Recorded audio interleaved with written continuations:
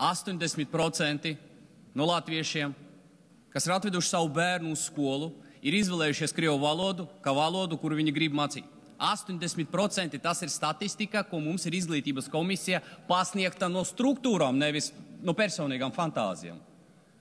Otra populārākā valoda Latvijā pēc angļu valodas. 80% grib mācīt krievu valodu, 90% grib mācīt angļu valodu. Šeit cilvēki ar savu izvēli ir pateikuši, ko viņi grib.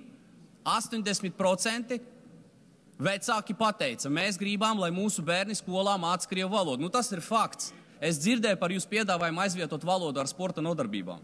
Bet tas nav normāli, tas nav loģiski, kolēģi.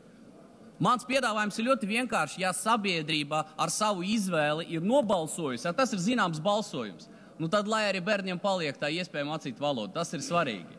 Un beidzam ražot likuma projektus, kas skalda sabiedrību. Es vēlreiz vēršu jūsu uzmanību. Šo iespēju ļoti aktīvi izmanto tāda partija, kā Saskaņa ārpus parlamenta, vienkārši stāstot un maldinot sabiedrību. Svarīgi saprast, Latvija ir absolūti saliedēta sabiedrība, un latviešu vecāki pār šo valodu. Parlaments pret. Tas ir kaut kas cits.